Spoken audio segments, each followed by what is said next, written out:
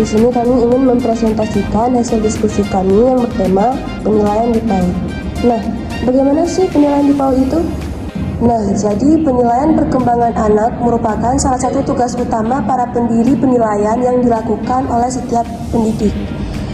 Pendidik hendaklah melakukan dengan tepat dan benar agar pelaksanaan penilaian dapat dilakukan dengan tepat dan benar. Maka, pendidik harus memperhatikan prinsip-prinsip penilaian perkembangan anak secara cermat. Dan tujuan dari penilaian pada anak usia dini ini dilakukan untuk mengetahui tingkat kompetensi selama dan setelah pembelajaran dalam memberikan umpan balik guru, metode ilmiah yang bersifat sistematis dan logis. Nah, apa saja sih prinsip penilaian dalam PAUD itu? Di sini kami mengambil 5 prinsip. Yang pertama itu ada prinsip edukatif, yang mana prinsip edukatif merupakan penilaian yang mendorong anak perkembangan yang optimal. Oleh karenanya, hasil penilaian ini dirasakan sebagai suatu penghargaan bagi yang berhasil dan sebagai peringatan bagi yang berhasil, sehingga mendorong timbulnya keinginan anak untuk meningkatkan pertumbuhan dan perkembangannya. Dan yang kedua itu ada prinsip otentik, yang merupakan penilaian berorientasi pada kegiatan belajar yang berkesinambungan dan hasil belajar yang mencerminkan kemampuan anak untuk melaksanakan kegiatan belajar.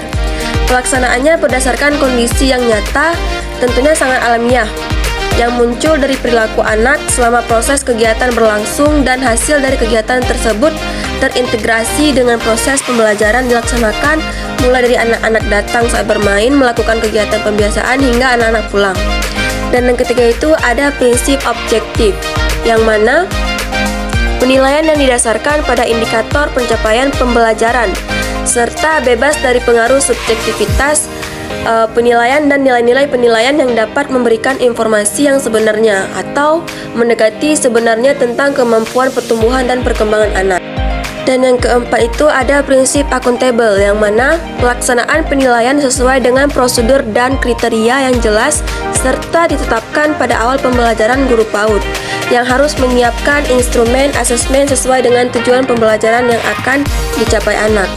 Dan yang kelima itu ada prinsip transparan, yang mana pada prinsip transparan ini prosedur dan hasil penilaian yang dapat diakses oleh semua pemangku kepentingan memberikan informasi kepada orang tua tentang ketercapaian tumbuh kembang anak sebagai bahan pertimbangan guru untuk melaksanakan kegiatan dan juga sebagai masukan bagi pihak yang memberikan pembinaan demi mengembangkan semua potensi anak. Prinsip-prinsip dalam penilaian ini harus dilakukan oleh guru PAUD agar dapat melaksanakan penilaian secara objektif. Nah, di sini ada 3 manfaat penilaian pembelajaran untuk anak usia dini.